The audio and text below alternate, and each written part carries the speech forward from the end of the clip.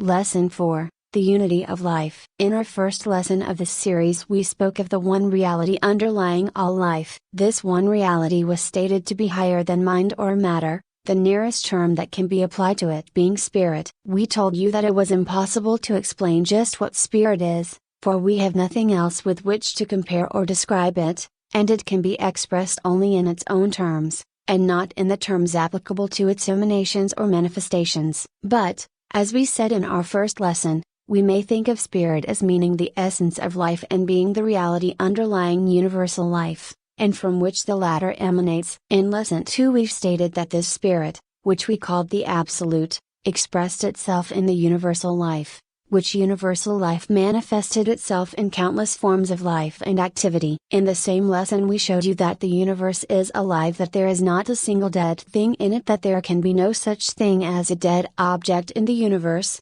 else the theory and truth of the one underlying life must fall and be rejected. In that lesson we also showed you that even in the world of inorganic things there was ever manifest life. In every atom and particle of inorganic matter there is the universal life energy manifesting itself, and in constant activity. In lesson 3, we went still further into this phase of the general subject, and showed you that the creative will, that active principle of the universal life, was ever at work, building up new forms, shapes and combinations, and then tearing them down for the purpose of rebuilding the material into new forms, shapes, and combinations. The creative will is ever at work in its threefold function of creating, preserving and destroying forms that change, however, being merely in the shape and form or combination, the real substance remaining unchanged in its inner aspect, notwithstanding the countless apparent changes in its objective forms. Like the great ocean, the depths of which remain calm and undisturbed,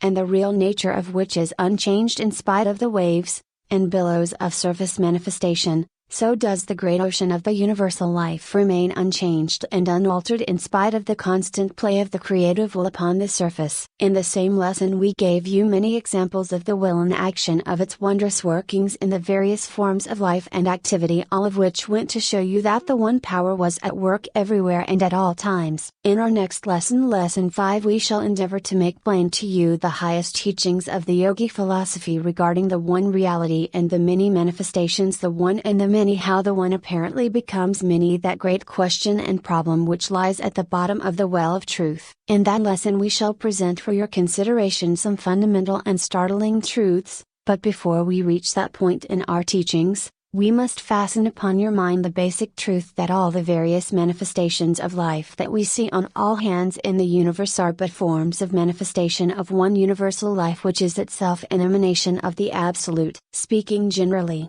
we would say to you that the emanation of the Absolute is in the form of a grand manifestation of one universal life, in which the various apparent separate forms of life are but centers of energy or consciousness, the separation being more apparent than real, there being a bond of unity and connection underlying all the apparently separated forms. Unless the student gets this idea firmly fixed in his mind and consciousness, he will find it difficult to grasp the higher truths of the yogi philosophy. That all life is one, at the last, that all forms of manifestation of life are in harmonious unity, underlying is one of the great basic truths of the yogi teaching, and all of the students of that philosophy must make this basic truth their own before they may progress further. This grasping of the truth is more than a mere matter of intellectual conception, for the intellect reports that all forms of life are separate and distinct from each other, and that there can be no unity amidst such diversity. But from the higher parts of the mind comes the message of an underlying unity, in spite of all apparent diversity, and if one will meditate upon this idea he will soon begin to realize the truth, and will feel that he, himself, is but a center of consciousness in a great ocean of life, that he and all other centers are connected by countless spiritual and mental filaments, and that all emerge from the one. He will find that the illusion of separateness is but a working fiction of the universe, as one writer has so aptly described it, and that all is one, at the last, and underlying all is one. Some of our students may feel that we are taking too long a path to lead up to the great basic truths of our philosophy, but we who have traveled the path, and know its rocky places and its sharp turns, feel justified in insisting that the student be led to the truth gradually and surely, Instead of attempting to make shortcuts across dangerous ravines and canyons, we must insist upon presenting our teachings in our own way, for this way has been tested and found good. We know that every student will come to realize that our plan is a wise one, and that he will thank us for giving him this gradual and easy approach to the wondrous and awful truth which is before us. By this gradual process, the mind becomes accustomed to the line of thought and the underlying principles, and also gradually discards worn out mental sheaths which have served their purposes, and which must be discarded because they begin to weigh heavily upon the mind as it reaches the higher altitudes of the path of attainment. Therefore, we must ask you to consider with us, in this lesson, some further teachings regarding the unity of life. All the schools of the higher Oriental thought, as well as many of the great philosophical minds of the Western world, have agreed upon the conception of the unity of life, the oneness of all life. The Western thinkers, and many of the Eastern philosophers, arrived at this conclusion by means of their intellectual powers, greatly heightened and stimulated by concentration and meditation, which latter process liberated the faculties of the spiritual mind so that it passed down knowledge to the intellect,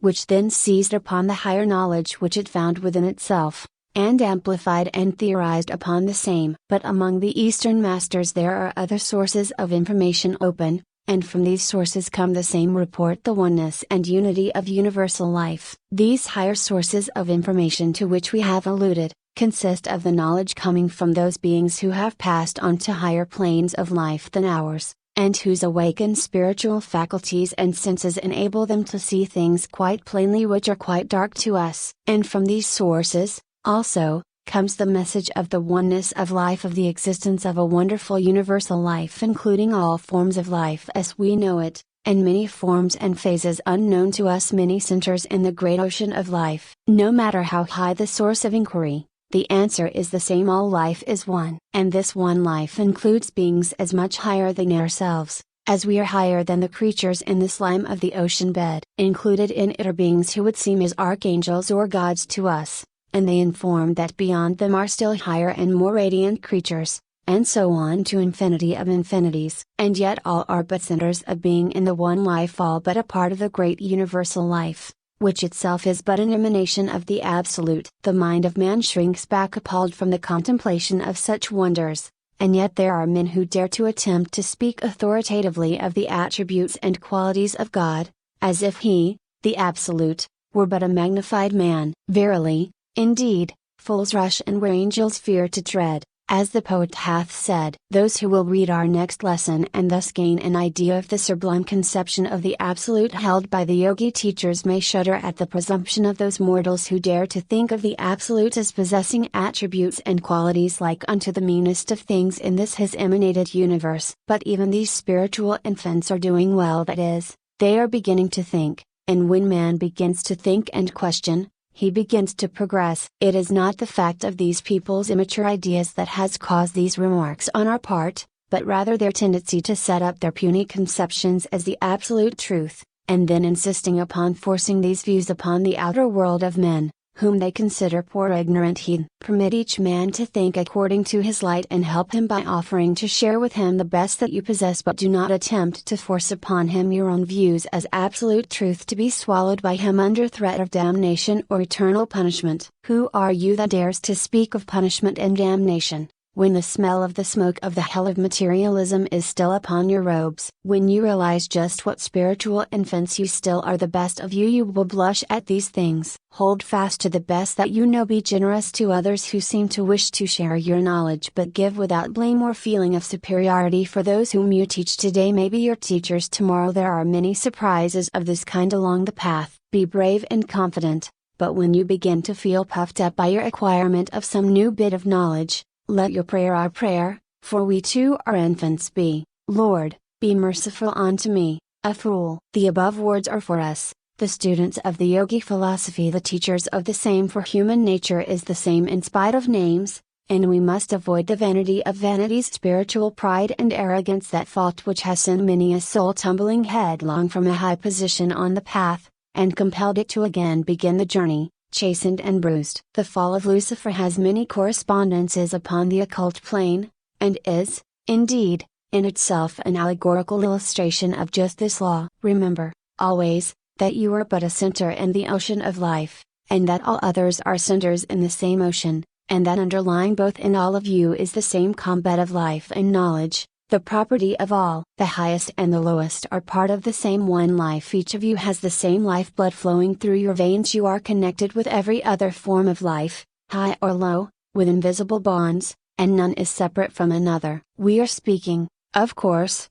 to the personalities of the various students who are reading these words. The real self of each is above the need of such advice and caution, and those who are able to reach the real self in consciousness have no need for these words, for they have outlived this stage of error. To many, the consciousness of the one life, the universal life in which all are centers of consciousness and being, has come gradually as a final step of a long series of thought and reasoning, aided by flashes of truth from the higher regions of the mind. To others it has come as a great illumination, or flash of truth, in which all things are seen in their proper relations and positions to each other, and all its phases of being in the one. The term cosmic consciousness, which has been used in the previous series of these lessons, and by other writers, means this sudden flash of knowing in which all the illusionary dividing lines between persons and things are broken down and the universal life is seen to be actually existent as one life. To those who have reached this consciousness by either route just mentioned or by other routes, there is no sense of loss of individuality or power or strength. On the contrary, there is always a new sense of increased power and strength in knowing instead of losing individuality.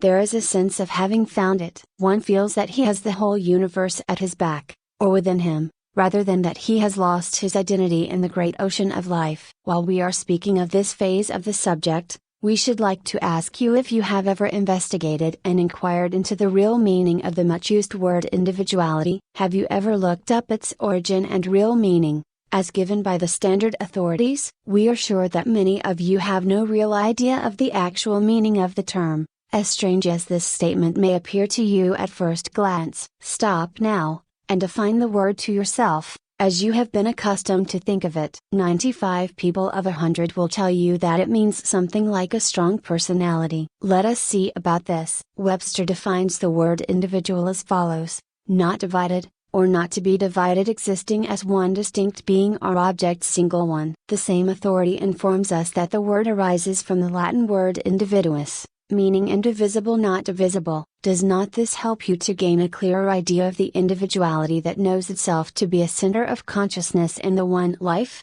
rather than a separate, puny, insignificant thing apart from all other centers or forms of life, or the source of life? We think it will help to clear your mind of some of the fog that has not as yet lifted itself. And while we are on the subject of definitions, let us take a little look at the word personality, that is generally believed to be a synonym of individuality, and is often so used. Webster tells us that the word person originated from the Latin word persona, meaning a mask used by actors, which word in turn arose from two other words, per, meaning through, and sonare, meaning to sound, the two combined words meaning to sound through. The same authority informs us that the archaic meaning of the word was a character or part, as in a play an assumed character. If you will think of personality as a mask used by an actor, or as a part one, a play, or as something used to sound through or to speak through, by the real individual behind the mask of personality, then perhaps you will see a little further into the mystery of personality and individuality. Oh,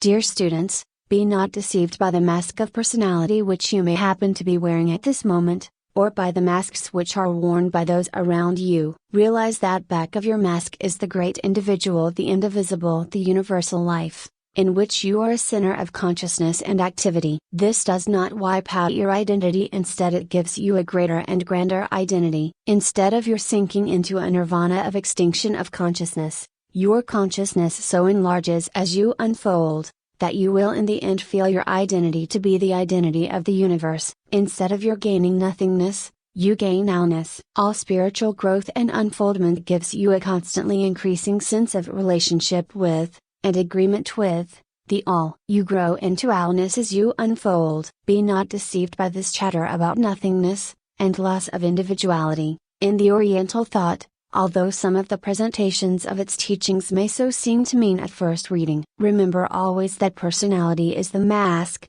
and individuality the real one. You have often heard persons, claiming to be acquainted with the teachings of Theosophy and other expositions of the Oriental wisdom religion, including our own presentation, asserting that the Oriental mind was ever bent upon attaining a final stage of nothingness or extinction in nirvana. In addition to what we have said, and to what we shall say on this subject, let us quote from the inspired writer of The Secret Doctrine, a standard theosophical work, when she says, in that work on page 286, Volume 1, is this annihilation, as some think? A broken bar to see in nirvana annihilation, amounts to saying of a man plunged in a sound, dreamless sleep, one that leaves no impression on the physical memory and brain, because the sleeper's higher self is in its original state of absolute consciousness during these hours that he too is annihilated. The latter simile answers only to one side of the question. The most material sensory absorption is by no means such a dreamless sleep, but, on the contrary, absolute existence, an unconditional unity, or a state, to describe which human language is absolutely and hopelessly inadequate. A broken bar, nor is the individuality nor even the essence of the personality, if any be left behind, lost because reabsorbed. As J. William Lloyd says, in connection with the above quotation, this seems conclusive proof that Theosophy does not regard nirvana as annihilation, but as an infinite enlargement of consciousness. And we would add that this is true not only as regards the nirvana of the Theosophist, but also of the consciousness of the unity of life, the universal life. This too is not annihilation of individual consciousness, but an infinite enlargement of consciousness, as this Western writer Lloyd has so well expressed it. The very consciousness of life that every man feels within him, comes not from something belonging exclusively to himself as a separate or personal thing. On the contrary, it belongs to his individuality, not to his personality, and is a phase of his consciousness or awareness of his relation to the one universal life which underlies his existence, and in which he is a center of consciousness. Do you grasp this idea? If not, meditate and concentrate upon it, for it is important. You must learn to feel the life within you, and to know that it is the life of the great ocean of universal life upon the bosom of which you are born as a center of consciousness and energy. In this thought there is power, strength, calm, peace, and wisdom. Acquire it, if you are wise. It is indeed a gift from the gods. In this lesson we are not attempting to build up your idea of the unity of life by a series of arguments taken from a world of phenomena in which separateness and non-unity is apparent. No such arguments would suffice, for it would be like trying to prove the existence and laws of color to a man born blind, by arguments taken from his world of darkness. On the contrary, we are appealing to that region of the mind in which is stored the capacity for intuitively apprehending truth. We are endeavoring to speak in tones which will awaken a similar vibration in that part of your mentality, and if these vibrations be started into being, then will you be able to feel and know the truth, and then will your intellect eagerly seize upon the new idea that it finds within itself, and will proceed to apply the same to the various problems that have been bothering you in the past. This consciousness of unity must come from the higher regions of the mind, for the intellect alone knows it not, it is out of its field. Just as one may not know that the earth is round by means of his senses which report quite the contrary, but may and does know this truth by abstract reasoning and higher intellectual effort, so may one know the truth that all life is indeed one, at the last, and underlying, by the higher faculties of the mind, although his senses and ordinary intellectual processes fail to so inform him. The senses cannot inform man that the earth is round, because they cannot see it as a whole, but only in part, while the higher reasoning faculties are able to visualize the earth as a whole, and know it must be round. And the intellect, in its ordinary field, can see only separateness, and cannot report oneness, but the higher mind sees life as a whole, and knows it to be one. And it is the higher mind that we are trying to bring into the field of consciousness in the appeal to you in this lesson. We trust that we may be successful. In fact, we know that we shall be so, in many cases, for we know that the field is ready for the sowing of the seed, and that the call has been heard, and the message passed on to us to answer the call, else these words would not have been written. The consciousness of the unity of life is something that must be experienced before the truth may be realized. It is not necessary for one to wait until he acquire full cosmic consciousness before he may realize, at least partially, the oneness of all life, for he may unfold gradually into the cosmic knowing, experiencing at each stage a fuller conception of the underlying unity of life, in which he is a center of consciousness and manifestation. But there must be at least a partial unfoldment before one is able to feel the sense of unity. To those who have not unfolded sufficiently to gain at least a glimmering of the truth, everything appears separate from every other thing, and there is no unity of all. It is as if every leaf on a mighty tree were to consider itself a being separate and distinct from everything else in the world, failing to perceive its connection with the branch or limb, and tree, and its unity in being with every other leaf on the tree. After a bit the unfolding consciousness of the leaf enables it to perceive the stem that connects it with the twig. Then it begins to realize certain relationships, and feels its vital connection with the twig and the few other leaves attached to the same twig. Later on, it unfolds sufficiently to perceive that certain other leaf-bearing twigs are connected with the same branch, and it learns to feel its relationship with all twigs and leaves springing from that branch. Then again, a little later on, it begins to realize that other branches spring from the same limb as its branch, and the sense of relationship and dawning unity begins to widen still further. And so it goes on, until at last, the tiny leaflet realizes that the life of the tree is the life of all of its parts: limbs, branches, twigs, leaves, blossoms, fruit, seed, etc., and that it, itself, is but a center of expression in the one life of the tree. Does the leaf feel less important and real from this discovery? We should say assuredly not, for it must feel that behind its tiny form and limited strength is the strength and vitality of the entire organism of the tree. It must know that the tree is ever at work extracting nourishment from the earth, air, and water, and transmitting that nourishment to its every part, including our little friend the leaflet. It knows that the sap will rise in the spring to renew the manifestations of life,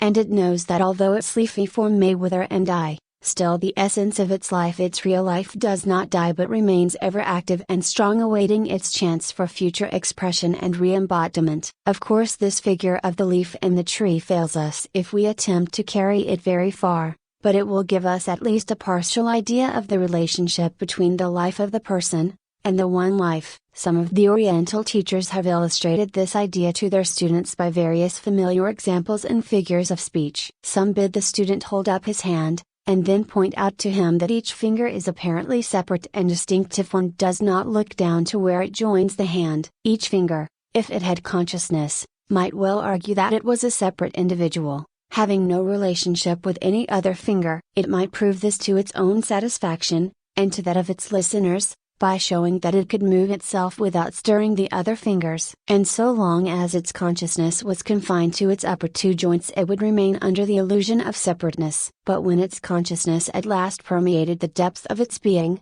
it would find that it emerged from the same hand from which also sprung the other fingers, and that its real life and power was vested in the hand rather than in itself, and that although apparently separate and independent, it was really but a part of the hand. And when its consciousness, through the consciousness of the hand, broadened and widened, it would perceive its relationship with, and interdependence with, the whole body, and would also recognize the power of the brain, and its mighty will. Another favorite illustration of the Eastern teachers is the stream of water flowing over a rocky bed. They point to the stream before it comes to a rocky place, and show the Kila, student, that it is one. Then they will move a little way down the stream and show him how the rocks and stones divide the stream into countless little streams, each of which might imagine itself a separate and distinct stream, until later on it again joins the main united stream, and finds that it was but a form of expression of the one. Another illustration that is frequently used by the teachers, is that which bids the student consider himself as a minute cell, or little a life as the Hindus call it, in a body. It may be a cell in the blood performing the office of a carrier or messenger, or it may be a working cell in one of the organs of the body, or it may be a thinking cell in the brain. At any rate, the cell manifests capacity for thought, action and memory, and a number of secondary attributes quite wonderful in the way. See Hatha Yoga, Chapter 18. Each cell might well consider itself as a separate individual. In a certain sense it does. It has a certain degree of something akin to consciousness, enabling it to perform its work correctly and properly, and is called upon at times to manifest something like judgment. It may well be excused for thinking of itself as a person having a separate life. The analogy between its illusions and that of the man when seen by a master, is very close. But we know that the life of the cell is merely a center of expression of the life of the body, that its consciousness is merely a part of the consciousness of the mind animating the body. The cell will die and apparently perish, but the essence of it will remain in the life of the person whose body it occupied, and nothing really dies or perishes. Would the cell feel any less real if it knew that behind its personality as a cell, there was the individuality of the man, that its real self was the man, not the cell? Of course, even this figure of speech can be carried only so far, and then must stop, for the personality of the man, when it is dissolved, leaves behind it an essence which is called character, which becomes the property of the ego and which accompanies it into afterlife according to the law of karma, of which we shall speak in future lessons. But back even of these attributes of personality, is the ego, which exists in spite of personality, and lives on and on throughout many personalities, and yet learning the lessons of each, until at last it rises above personality and enters into higher sphere of knowing and being. Still another favorite illustration of the Hindu teachers is that of the sun beating down upon the ocean and causing a portion of the water to rise in the form of vapor. This vapor forms clouds which spread all over the earth, and which eventually condense in the form of raindrops, dew, etc. This rain and dew form streams, rivers, etc. And sooner or later every drop finds its way back to Mother Ocean, which is its real self. Separate though the dewdrop be, yet it is a part of the ocean, no matter how far distant it may be, and the attraction of the ocean will surely, and without fail, draw it back to its bosom. And the dewdrop, if it could know the truth, would be so much happier and stronger, and braver if it could know that it was superior to accident, time and space, and that it could not escape its own good, and that nothing could prevent its final triumph and victory when at last the dewdrop glides into the shining sea. How cheerfully it could have met its many changes of form, and the incidents of its journey, if it could have gotten rid of the illusion of separateness, and knew that instead of being a tiny insignificant dewdrop it was a part of the mighty ocean, in fact that its real self was that ocean itself, and that the ocean was continually drawing it toward it, and that the many changes, up and down, were in response to that mighty power of attraction which was slowly but irresistibly drawing it back home to rest, peace, and power. As valuable as are all these illustrations, examples, and figures of speech, still all must of necessity fall short of the truth in the case of the soul of man, that wonders something which has been built up by the Absolute after broken bar-ons and broken bar-ons of time, and which is destined to play an important part. 1. The great cosmic drama which it has pleased the Absolute to think into existence. Drawing its life from the universal life, it has the roots of its being still further back in the Absolute itself, as we shall see in the next lesson. Great and wonderful is it all, and our minds are but illy fitted to receive the truth, and must be gradually accustomed to the glare of the Sunday. But it will come to all, none can escape his glorious destiny. The Oriental writings are full of allusions to the underlying oneness. In fact, the entire Oriental philosophies rest upon it. You may find it everywhere if you will but look for it. The experience of cosmic consciousness, which is not but a sudden or gradual awareness of the underlying unity of life, is evidenced everywhere in the Upanishads, that wonderful series of teachings in the Hindu classics. Every writer in the collection gives his evidence regarding this awareness of unity and oneness, and the experiences and mental characteristics arising from the same. The following quotations will give an idea of the prevalence of this thought. He that beholds all beings in the self, and the self in all things, he never turns away from it. When to a man who understands, the self has become all things, what sorrow, what trouble, can there be to him who once beheld that unity? The Hindu father explains to his son that the one life is in all forms and shapes, points at object after object, saying to the boy, Tattvamasi, thou art that thou art. And the mystics have added their testimony to that of others who have experienced this consciousness. Plotinus said, knowledge has 3 degrees, opinion, science, and illumination. The last is absolute knowledge founded upon the identity of the knowing mind with the known object. And Eckhart, the German mystic, has told his pupils that, God is the soul of all things. He is the light that shines in us when the veil is rent. And Tennyson, in his wonderful verse describing the temporary lifting of the veil for him, has described a phase of cosmic consciousness in the following words: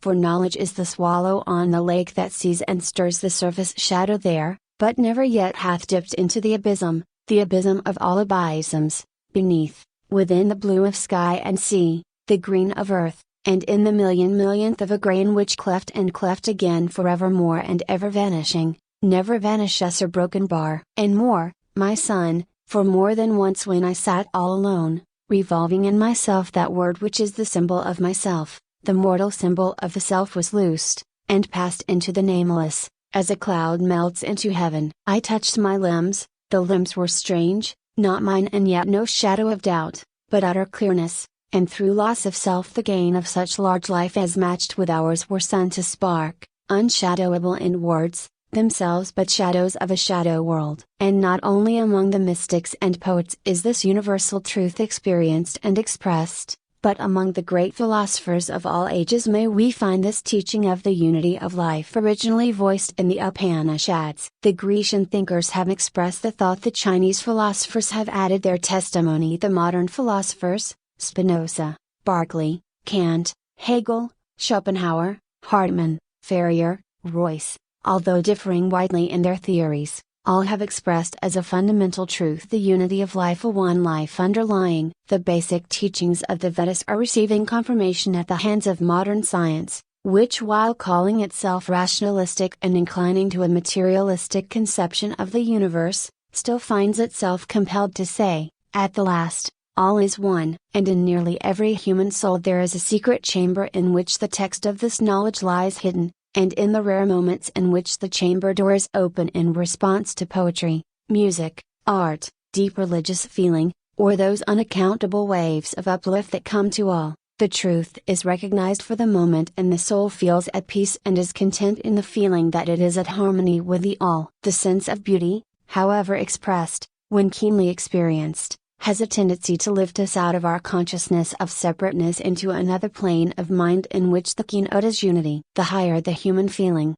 the nearer is the conscious realization of the underlying unity. This realization of the unity of life, the oneness of life, the great life, even when but faintly experienced, renders life quite a different thing to the person. He feels no longer that he is a mere part of something that may be destroyed, or that he is a tiny personal something, separate from and opposed to all the rest of the universe, but that he is, instead, a unit of expression, a center of consciousness in the great one life. He realizes that he has the power, and strength, and life, and wisdom of the whole back of him, upon which he may learn to draw as he unfolds. He realizes that he is at home, and that he cannot be thrust out, for there is no outside of the all. He feels within himself the certainty of infinite life and being, for his life is the all life, and that cannot die. The petty cares, and worries, and griefs, and pains of everyday personal life are seen for what they are, and they cease to threaten and dominate him as of old. He sees the things of personality as merely the costume and trappings of the part one, the play of life that he is acting out, and he knows that when he discards them he will still be I. When one really feels the consciousness of the one life underlying, he acquires a confident trust and faith, and a new sense of freedom and strength comes to him, for is he not indeed delivered from the bondage of fear that has haunted him in his world of separateness? He feels within him the spiritual pulse of the universal life, and at once he thrills with a sense of newfound power and being. He becomes reconciled with life in all its phases, for he knows these things as but temporary phases in the working out of some great universal plan, instead of things permanent and fixed and beyond remedy. He begins to feel the assurance of ultimate justice and God, and the old ideas of injustice and evil begin to fade from him. He who enters into the consciousness of the universal life, indeed enters into a present realization of the life everlasting. All fear of being lost or eternally damned fades away, and one instinctively realizes that he is saved because he is of the one life and cannot be lost. All the fear of being lost arises from the sense of illusion of separateness or apartness from the one life. Once the consciousness of unity is gained, fear drops from the soul like a well-worn out garment. When the idea and consciousness of the unity takes possession of one, He feels a new sense of cheerfulness and optimism entirely different from any other feeling that he has ever experienced. He loses that distrust and hardness which seems to cling to so many in this age who have arrived at the intellectual stage of development, and have been unable to progress further. A new sense of peace and harmony comes to one, and illuminates his entire character and life. The bitterness engendered by the illusion of separateness is neutralized by the sweetness of the sense of unity. When one enters into this consciousness, he finds that he has the key to many a riddle of life that has heretofore perplexed him. Many dark corners are illuminated, many hard sayings are made clear. Paradoxes become understandable truths, and the pairs of opposites that dwell in all advanced intellectual conceptions seem to bend around their ends and form themselves into a circle. To the one who understands the unity,